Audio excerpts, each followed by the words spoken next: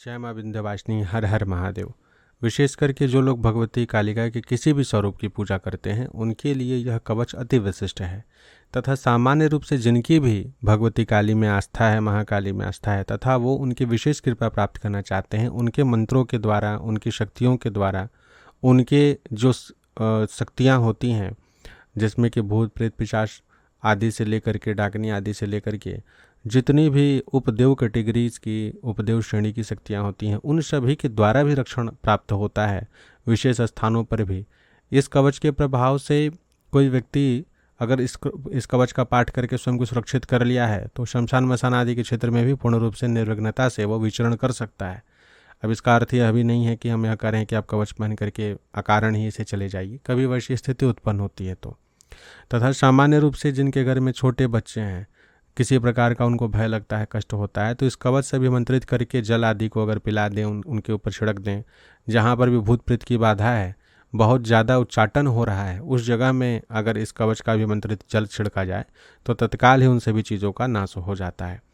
तथा एक बहुत ही विशिष्ट प्रयोग है, किसी को बार बार बहुत अधिक नज़र लग जा रहा है या कोई अभिचारिक प्रयोग हो जा रहा है, तो ऐसी स्थिति में नारियल या कुम्हड़ा, कुष्मांड, सफ़ेद कुष्मांड मिल जाए तो अति उत्तम।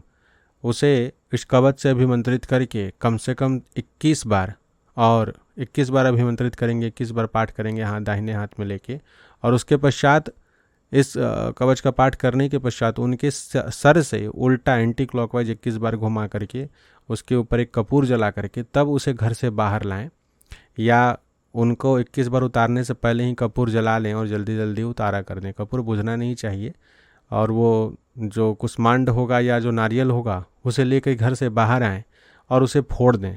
दरवाजे पे भी फोड़ सकते हैं, रास्ते पर भी फोड़ सकते हैं, या कुछ दूर ले जा कर के भी फोड़ सकते हैं। यह कार्य रात्रि के समय में करना है। यह करेंगे तो इससे एक साथ ही दो काम हो जाएगा। पहला तो उनके शरीर के ऊपर जो भी वायव्य बाधा होगी वो तुरंत तत्काल हट जाएगी, और तुरंत उनका शरीर के ऊपर में बंधन भी स्वतः इस कवच के द्वारा बंधित भी वो हो जाएंगे। यह बहुत जल्दी जो है राहत पहुंचाता है। छोटे बच्चों को अगर नज़र लग जाती है, वो रो रहे होते हैं, किसी प्रकार का कष्ट है, तो इस कवच से अभिमंत्रित करके जल उन्हें थोड़ा सा पिलाइए या उनके ऊपर छिड़किए, या फिर इस कवच का पाठ करते हुए फूंक मारिए, तो उनके शरीर के ऊपर उपस्थित जो भी नकारात्मक वायव्य ऊर्जा होगी वो तत्काल ही नष्ट हो जाएगी। इस कवच की सिद्धि अगर आप कर लेते हैं, कवच चूँकि छोटा है, मात्र 13 श्लोक है, जिसमें कि मुख्य जो श्लोक होगा वह मात्र 10 ही होगा, बाकी पूर्व पीठिका 2-3 श्लोक है, एक फलश्रुति है। तो इस कवच का अगर आप इस कवच को कंठस्थ कर लेते हैं तथा 11,000 पाठ कर लेते हैं, बहुत आसानी से हो जाएगा। एक पक्ष में आप चाहें तो 1100 पाठ करते जाइए, या आप मात्रा बढ़ा करके इस कवच को सिद्ध कर लीजिए। सिद्ध करने की विधि भी बड़ी आसान है, इसमें बहुत ज़्यादा नहीं। कभी भी काल रात्रि पड़े, जैसे कि दीपावली की महानिशा है, शिवरात्रि की निशा है, अष्टमी तिथि की निशा है, अष्टमी से चतुर्दशी के बीच के रात के समय में कम से कम 8-9 बजे से 2 दीप प्रज्वलित करके, एक भगवती काली और एक भैरव जी के नाम से, इस कवच का पाठ आप अपने पूजन स्थान पे घर पे कर सकते हैं। दक्षिण दिशा की ओर मुख को छोड़ करके बाकी तीनों दिशा में कहीं भी आप मुख रखिए, और उसके पश्चात इसका जाप कीजिए।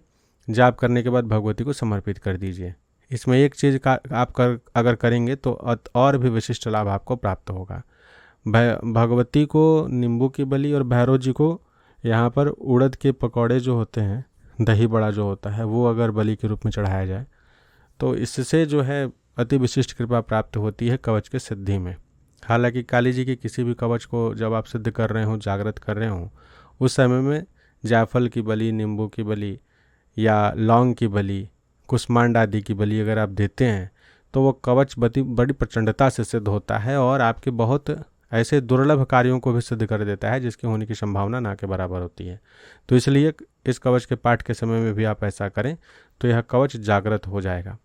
अगर इस मूल कवच को अनार की कलम से, लाल चंदन की स्याही से लाल भोजपत्र पर लिख दिया जाए, किसी भी अष्टमी के महानिशा में, नवमी के महानिशा में, या फिर चतुर्दशी के महानिशा में, या अमावस्या के महानिशा में, महानिशा का अर्थ हो गया 11 से 12 1 बजे तक का समय आप ले लीजिए रात का, उस समय में इस कवच को लिख करके सहस्त्र बार यानी 1008 बार पाठ किया जाए।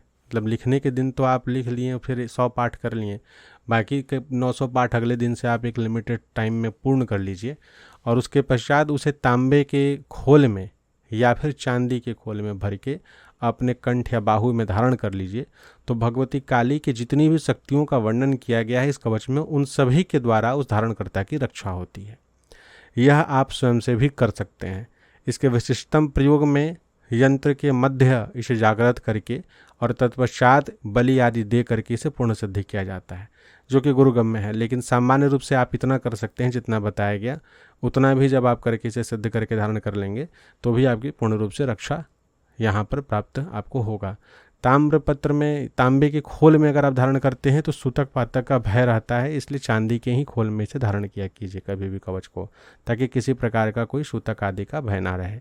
इस कवच को धारण करने के पश्चात आप किसी भी ऐसे क्षेत्र में जा सकते हैं जहाँ पे उग्रतम शक्तियाँ निवास करती हैं तथा आने जाने वाले मार्ग में चलने वाले लोगों को प्रताड़ित करती हैं।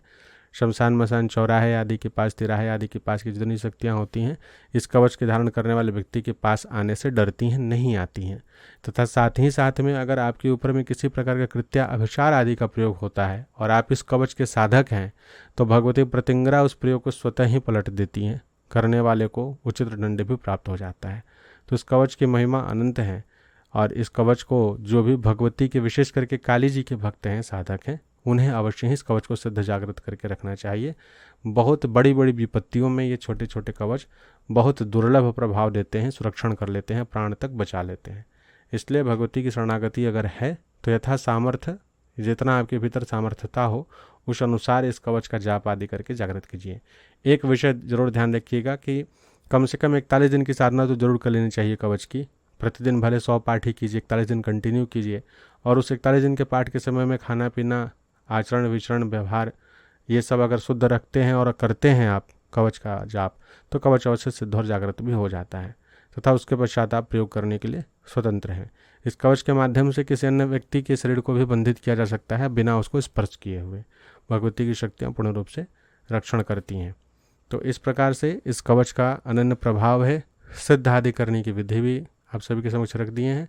आप इसे जागृत करके स्वयं के लिए तथा अपने परिवार के अन्य सदस्यों के रक्षण के निमित्त जो है इसका प्रयोग आप कर सकते हैं।